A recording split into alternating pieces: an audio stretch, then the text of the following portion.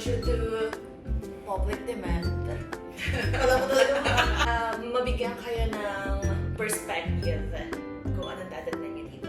Nagbibigay kami ng 10 facts that alter your brain chemistry. I invite kasi ang hirap na isa lang yung nagsasalita. Nakakapagod yun. Parang merong support pa. Sige. Saan ka galing before? Galing ako ng Singapore. Nagtrabaho ko ng mga 15 years. Oh God. So first time ko nga as an OFW dito sa Canada. Cover ko. Tingnan natin kung... Habang lumalaki. Oo. Tingnan natin kung na-alter din ba nun yung brain cells ni Ate Sandra. Pero 10 lang muna yung ibigay ko kasi tingnan natin kung may manunood. Ang hirap kayo mag-edit. Pag tinatanong ko kung what do you want me to call you, yung mga bosses natin, nag-interview sa atin, first name basis yung tawagan nila. Doon ako na-shock kasi kahit boss mo, mas prefer nila na first name basis yung tawagan. Pero for me, hindi na siya ganun kakagulan sa akin kasi first job ko sa Pilipinas sa Starbucks. First name basis din talaga. Even yung may-ari ng Starbucks, gusto nila first name. Kahit gaano ka tanda or ka higher up siya, first name talaga yung tawagan. My second thing, yung nakalista dito, is about pagkain naman. At dahil dyan, i-flex muna natin yung almusal natin. Thank you, Ate Sarah. Piyak sariwa, guys! Sarap niya. Pampabawas ng homesickness. Si Sarah pala yung ano namin dito, head chef. Wow, head chef. Ako, Assistant. Pakinggan natin sa kanila kung paano gumawa ng baby back ribs, fall of the bone. Okay, dahil lang tayo sa pangalan. Hindi. May pangalan ka na. Anong pangalan ko? Hindi nga, yung first name basis, yun yung ano. Mahirap ka ba? Tingnan Sabaw. mo. Sabaw lang. Paltan kita. As an Asian kasi, di ba, sanay tayo sa rice as our main source of carbs. Dito, pagdating namin, main source talaga nila of carbs are potatoes, pasta, ano pa, bread. Yeah. So, yun. And based on my research, Canadians now, they consider poutine as their national food. Yeah. Food. Wait lang, nandito siya. Kahit sa tao ito, again. Ito. No, poutine is French fry siya, topped with cheese, curds, and gravy. Pero sometimes, nilalagyan nila ng meat. Meron kaming experience niyan. Kwento mo sa kanila. Una natuwa ako kasi parang ang dami, tapos ang daming toppings, gano'n. Pero in the end, sorry, it's not for me. Oo, hindi natin naubos, diba? Ayun pang isa, Besh. Kasi yung serving talaga nila, Yeah. Kung- Massive, di ba? Oo. Pang good for 2 or 3. Good for sharing talaga. Hindi ka magre-reklamo sa serving kasi you get what you pay for. yes. Hindi lang serving pati yung mga fruits, vegetables, kita mo gano'n kalalaki, diba? Sample, yung mga kamatis. Nasashock talaga kayo kasi kamatis pa ba to? Ganun yung mga reaction namin. Sibuyas pa ba to? Kasi nilaki ng feast mo, gano'n. Yeah. Ang laki niya. Kaya kung magluluto ka, hindi pwedeng pang-isahan lang masasayang yung ingredients mo. Tapos may fifth ako. Tim Hortons is all over Canada. Kahit sa pumunta ka ng sulok ng Canada, may Timis siya. Tim Hortons ganyan. Kami nag-work sa Teams. So, nakaka-proud din kasi yung Canadians talaga, kita mo yung support nila. Mga atin. Oo. Addict sila sa kape. Ayun pa, isa pang gugulat sa akin yung pag nagda-dine-in tayo. Under-refill yung drinks. Diba? Kasi Bakit parang wala naman ako dyan sa ano? meron sa cup, diba? Sa cup? Saan ko kumain na unli? Dairy Queen. Talaga, hindi ko alam. Hindi mo alam. Basta may binigay sa'yo cup. Hindi ko nasulitin, guys. A&W din. Basta may binigay sa'yo cup. Diba nandun lang yung bev tower Parang nila? self-service. Oo, self-service. Isa pa pala. Ang mga Canadians, sobrang conscious nila sa calories. Kita mo, lahat ng menu nila, nakalagay kung ilang calories yung meron doon. Pakita ko dyan. Sample tayo dyan. Turo ka na, Sarah. Sample ka. Edit ko yan. Ganyan. Gumagalaw para Minsan nga, may nagtanong sa akin, bumibili lang siya ng French vanilla. Sabi niya, ilang calories yung small? Malay ko! Sobrang serving Pero, sa kanila. Yung single serving sa kanila, para sa atin, good for sharing. Ang sunod kong realization ay yung pambayad ba? Siyempre, hindi ka makakakain, hindi ka makakainom, wala kang pambayad. Alam niyo ba dito, pwede kang maglayas kahit phone lang ang dala mo. As long as smartphone. Oo. At saka yun, yung mga phone dito, Besh, ang nakikita ko lang na Apple, Samsung, Google. Yun ang nakikita ko. Walang walang mga Realme, Huawei. Walang ganon. Cherry phone. Cherry phone, Cherry mobile. Sorry. Cherry mobile. Narinig ko na. Wala. Ganun lang talaga yung option mo. Yun nga, galing sa Gmail mo, diba? Tap and pay dito.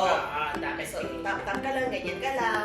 Tapos yung way of transfer, kung sa US, Venmo, sa Singapore, tawag, Paywave. Dito, Interact.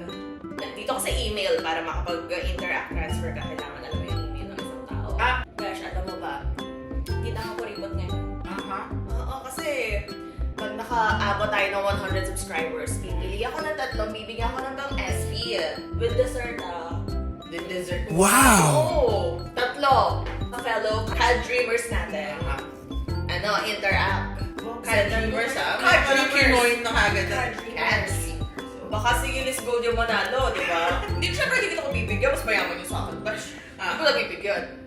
Gcash. Pag yung mga taga-US, may friend din sa taga-US, gano'n. Venmo daw. Wala akong Venmo. Bala kayo. Subscribe na kayo! Subscribe na kayo! Yung SB yan. Sige. Taga-teams ka, tapos SB yung ano. Alam mo, kasi may second tayo, may second video tayo. Explain ka! Ang pinaka nagulat ako, bukod sa facade ng mga bahay na very neutral lang yung color. Di ba walang mga striking colors tulad sa Pinas na may pink, may orange.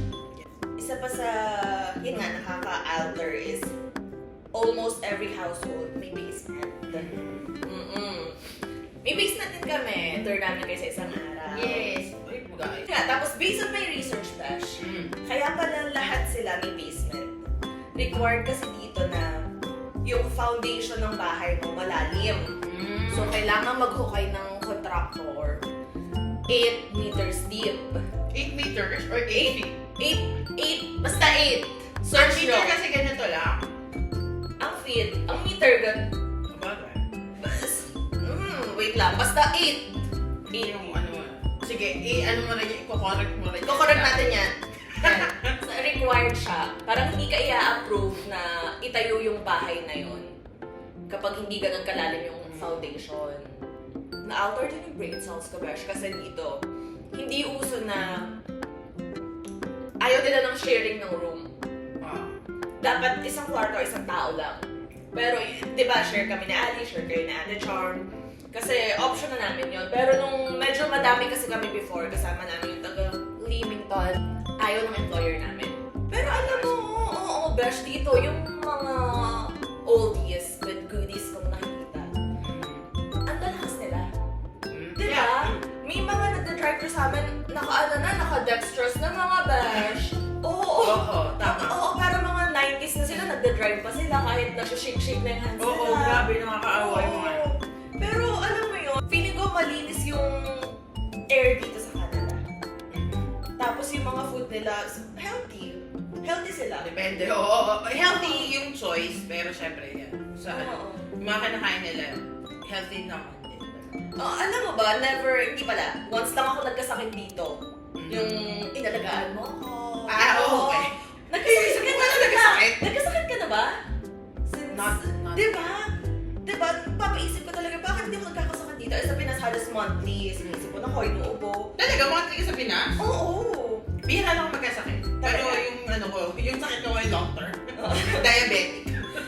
Ayun, parang it shows na siguro malinis nga yung hangin sa Canada.